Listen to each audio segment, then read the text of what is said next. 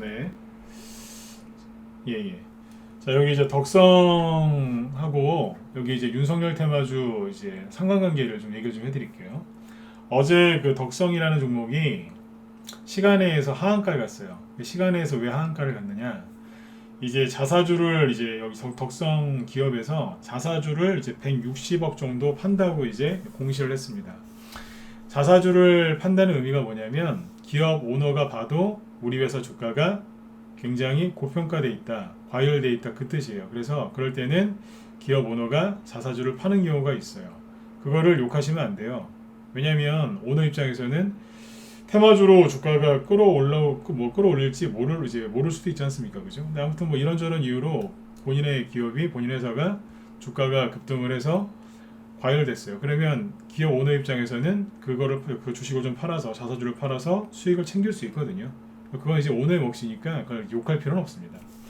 근데 아무튼 이제 중요한 핵심 포인트는 뭐냐면 그 회사에 대해서 제일 잘 알고 있는 사장님이나 또는 회장님이 너무 고평가돼 있네 이제 그 판단을 내렸다는 거죠. 그래서 어제 덕성이 이제 160억이 넘는 그 자사주를 판다고 공시를 했어요. 23,000원대쯤에서. 그러니까 이제 시간의 상한가를 갖고 그래서 아침에 마이너스 9% 급락을 한 겁니다. 자, 제가 이제 얘기하고 싶은 거는 자사주를 이게 판 게 옳다 나쁘다가 아니라 이게 이제 다른 윤석열 테마주에 어떤 영향을 끼치냐 이거죠.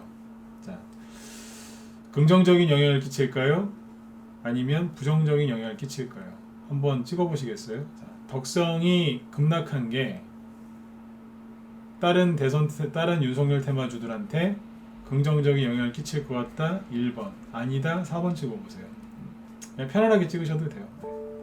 모르겠는데요 하지 마시고 한번 찍어보세요. 긍정적인 영향을 끼칠까요? 아니면 부정적인 영향을 끼칠까요? 부정적인 영향을 끼칠 것 같죠? 그렇죠? 네.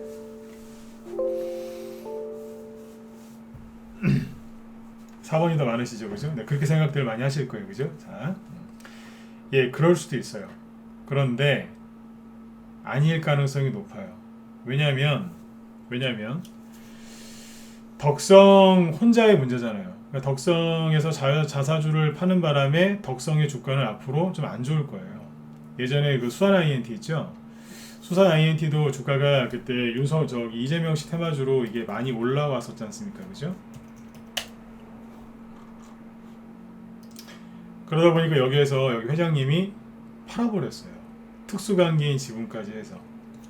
그리고 나서 주가가 안 좋아졌어요. 그러니까 그 기업에서 자사주를 판다는 얘기는 그 기업 주가가 다시는 그 자리에 회복되기가 되게 힘들다는 뜻이에요. 근데 이거는 누구의 문제예요? 덕성의 문제고 그때 이거는 수산 INT의 문제였어요. 그런데 잘 생각해 보세요. 덕성이 지금 신고가를 낼 뻔했었거든요. 낼 뻔하다가 갑자기 급락했었죠. 그러니까 누군가는 알고 있었던 것 같아요. 그렇죠? 네. 그리고 나서 어제 공시가 나온 거예요. 자사주 팔 거라고. 근데 이제 여기에서 생각해 보세요. 테마주가 있지 않습니까? 테마주가 내가 보유하고 있는 테마주가 잘 가려면 어떻게 되겠어요? 뭐 재료가 좋아야 되고 뭐 수급도 좋아야 되고 다 좋아야 되겠죠. 근데 제일 중요한 건 뭐냐면 시장에 있는 돈이 그쪽으로 쏠려야 되는 거예요. 이게 흩어지면 그죠? 분산되면 별로 효과가 없지 않습니까? 사람들이 왜 종목수를 적게 하려고 해요? 분산되면 돈이 안 벌리는 줄 알고 한쪽으로 몰으려고 하는 거 아니에요? 그죠? 네. 똑같아요. 테마주도 잘 가려면 뭐예요? 수급이 한쪽으로 쏠려야죠. 그렇죠? 근데 덕성이라는 종목이 자사주 매각 때문에 급락을 했고 사람들이 이제 이 회사는 별로 안 좋게 볼 거예요. 그럼 여기에 들어와 있던 돈이 어디로 가겠어요? 다른 쪽으로 가겠죠. 쉽게 얘기하면 덕성이 이제 윤석열 테마주에서 탈락할 가능성이 굉장히 높습니다. 완전히 끝나진 않겠지만 신뢰를 잃은 거죠. 그 기업 오너가 자사주를 팔았는데 누가 이거를 또 올리려고 하겠어요. 이해가세요? 네. 덕성한테는 안 된 일이지만 여기 있던 돈들이 다른 쪽으로 갈 가능성이 높죠. 그럼 뭐예요? 덕성 자사주 파는 게 옳은 거냐 나쁜 거냐, 기업 오너 나쁜 사람이다 아니다, 이거는 끝났다 안 끝났다, 그런 거 논쟁할 시간에 덕성에서 빠져나간 돈이 어디로 갔을까? 그거를 찾는 게 훨씬 유익하다는 얘기죠. 그러니까 이제 아까 4번을 많이 찍으셨는데, 예, 4번을 많이 찍으시는 게 이게 정상이에요. 왜냐면 대부분 그렇게 생각하거든요. 근데 1번 찍으신 분들도 이제 덜어 있으시죠? 네, 제가 보기에는 1번이 맞다고 생각을 해요. 왜요? 여태까지 늘 그랬거든요. 이쪽에서 돈이 빠져나가면 다른 쪽으로 가요. 그러면 거기가 좋아져요. 수급이 글로 가니까요. 이해되셨죠? 네. 4번이라기보다는 1번, 즉 덕성이 빠짐으로 해서 다른 윤석열 테마주는 긍정적인 영향을 받을 수 있는 거죠. 이해되셨죠? 네, 그렇게 보시면 돼요. 실제로 오늘 아침에 아직 뭐 9시 지금 15분 정도밖에 안 됐지만 잘 보세요. 네. 덕성이 급락했다고 해서 N이능률이 지금 급락하는 게 있나요? 3% 올라가요. 푸른저축은행은 뭐 하고 있어요? 오르고 있어요. 빨리 눈치를 채셔야 돼요. 살짝.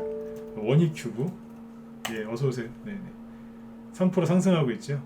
네. 승일이 제일 신나는 것 같은데요. 네. 5%. 그리고 오늘 아침 우리가 추천한 우리가 이제 매수한 종목도 10% 이상 급등하고 있고. 요거는 지금 이제 무료 녹화 방송 남기고 있기 때문에 지금 종목 얘기 저희 거지 안 하는 겁니다.